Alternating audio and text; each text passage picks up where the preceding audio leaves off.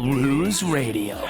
But Saul Goodman's a lawyer. Everybody likes Saul Goodman, you know? I actually had a really bad experience with Bob Odenkirk one time. No way. You want to talk about this? So, like 2022, I move here from Phoenix, right? I quit my job of being a lawyer. I sell all my shit. I'm like, fuck it. The pandemic just happened. I'm not happy. You know, I want to do comedy. It's the only thing I've ever wanted to do. It's something that I'm good at, that I know that I'm good at, and I feel like fulfilled in doing. And so like, fuck my student loans, fuck this job and this like fake ass rich boy lifestyle in fucking Scottsdale. I hated it. I left all that shit behind and I moved here and was just like, I'm gonna throw myself into comedy, right?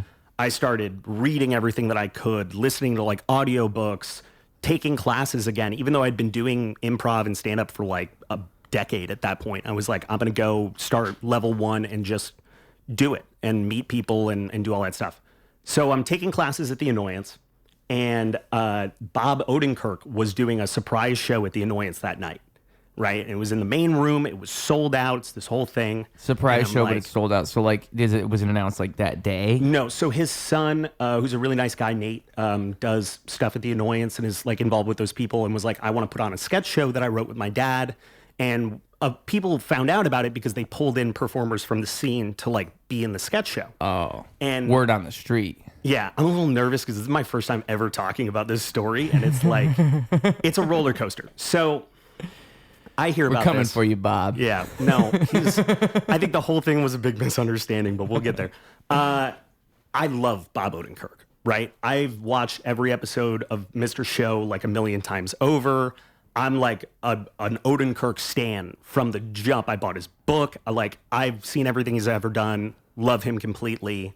Am a lawyer. Loved Better Call Saul. Loved him in Breaking Bad and like pretty much everything else that he's ever done.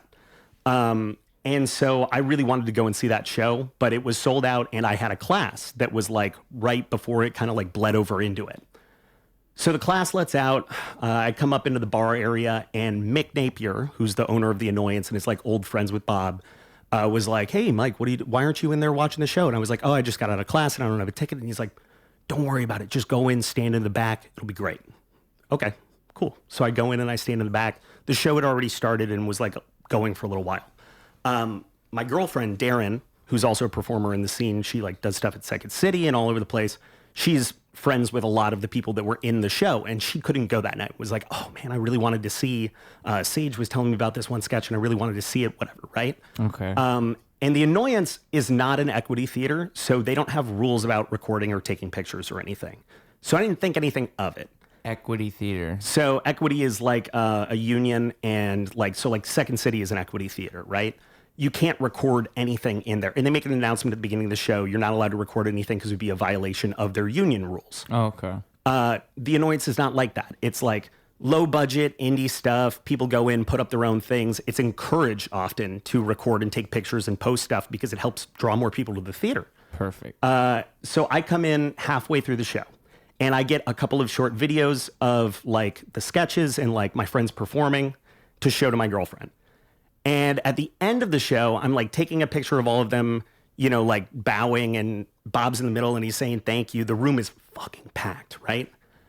And he sees me with my phone out, and he turns and he like looks, and I see him do one of these, like he clocks me, and then he like turns and he's like this, and he's like, "And I want to thank you all again for adhering to the announcement that we made at the top of the show to respectfully not take any pictures or videos during this performance because it would be very rude and, you know, whatever." And I think he was like about to be nominated for an Emmy for Better Call Saul or something. And I think this is what I think happened, was that he was like really nervous, like, "Oh my God, there's going to be a clip of one of these sketches that makes its way online out of context, and I'm going to get canceled, and like it's going to ruin my chances of ever getting an Emmy." Which is the last thing that I would ever want to do to anyone, let alone a guy that I idolize, like Bob Odenkirk. Right. So I'm like, "Oh fuck," and I immediately take my phone down and delete everything there on the spot.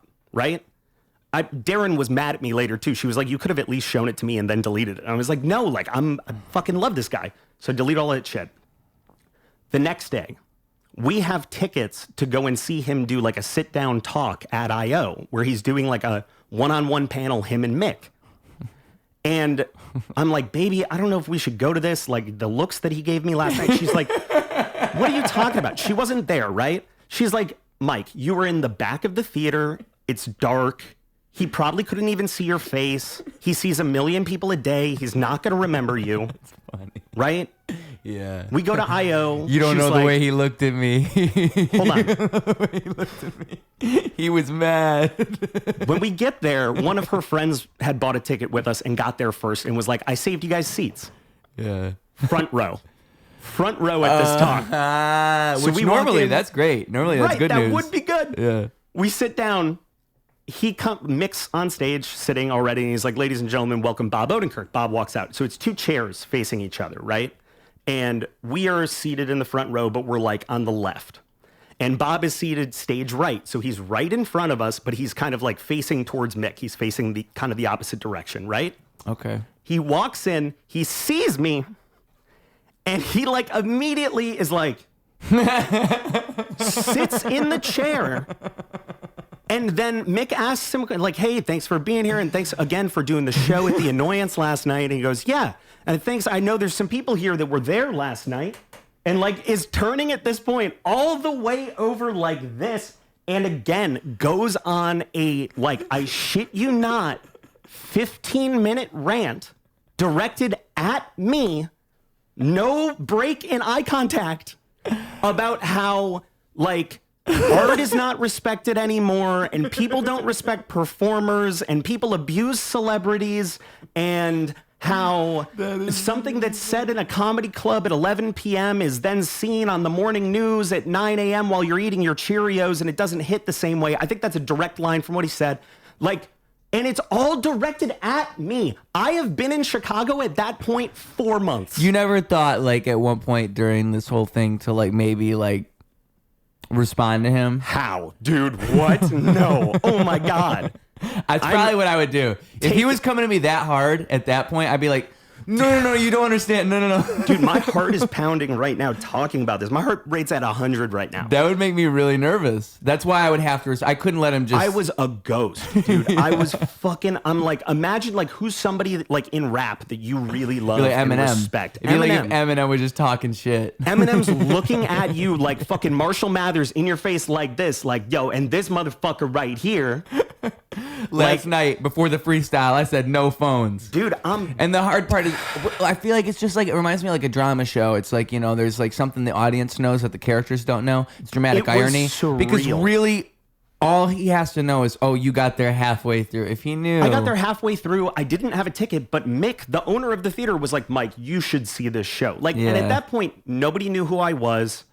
Nobody was casting me in anything. I was going on auditions, doing great in the auditions, but nobody knew me and didn't know that I had been doing improv for like 10 years at that point and, you know, really loved this. And what I had given up, all the shit that I threw away just to like come here and follow this dream, not because I want to get famous or do anything with it, but because it's what I want to do with my life. Yeah. You know, and it's just what I really love. Yeah. And I'm getting like 4 months into that like you know, from the outside perspective, horrible decision, throw away a career and, you know, all my law school debt and everything else that I went through to get to that point. Like, make this crazy choice of I'm going to go and I'm going to follow my dreams and like devil may care, fuck it, whatever comes may come. And 4 months into that, no one knows who I am, and I am instantly just the guy that Bob Odenkirk fucking hates. Who couldn't do the one thing that Bob Odenkirk asked us all to do. Yeah. It's a pretty funny misunderstanding. I don't know how I didn't just give up right then and like leave and just be like, yeah, no, never mind. I'm going back. I made a mistake. This is a bad idea. But I stuck it out, probably because of Darren, because I love my girlfriend. She's great, and she's, you know, has kept me cool-headed through a lot of things in comedy and like the last 3 years and trying to, you know, we were talking about this earlier, like building up from the bottom. Like when you move to a new place, you really do start at the ground floor, and you gotta build that respect and build that, you know, hard work and commitment and let people know who you are so that they'll, you know, be willing to give you a shot. Yeah. It's hard. First of all, I was thinking, another response that my brain naturally comes up with is double down, diss Bob Odenkirk, do like a diss track, double down. Everything he said about me is true. Just go turn heel, do a diss track. Dude, the Odenkirk stands are gonna come for me for this. Just the Odin hive. Whatever it was. The Odinsons. The Odinsons, the Goodmans. The Goodmans. They're coming. The good men. What would you call, like Bob Odenkirk's, like Beyonce's got the Beehive. Taylor Swift has the Swifties. The Odenkirkies. The Kinky Kirks. The Kirkies. The Captain Kirks. The Captain Kirks. The Captain The Kirks. Captain Crunch. The Captain Crunch. The Captain Crunch. The bobbers. The bobbers. The Bobbers. The Bobettes. The Bobettes. The Bobby Boys. I feel like Odenkirk would really be what you'd want to do because that's the more unique part of the name. Like the Odinsons, the Odinsons. The Odinsons is good. The Odinsons sounds like a sitcom. Just a bunch of Bob Odenkirks. Just 5 different Bob Odenkirks. Oh, I got 2 dates to the dance. It's not a good Bob Odenkirk. Well, you know what's so funny about the story too is you like Bob Odenkirk. That's the part that kind of sucks. You actually like him. Love him. Yeah. Love him. Like top 10 for me for sure. Yeah. In everything that he's done and just his journey too. Like I read his memoir and it was awesome. Just him talking about, and I was listening to it on audiobook while I was reading it as well. And sometimes I would go out and I would just walk around Chicago, again, when I knew nobody. Been too long, I don't think I could face it. In the corner with my mask on.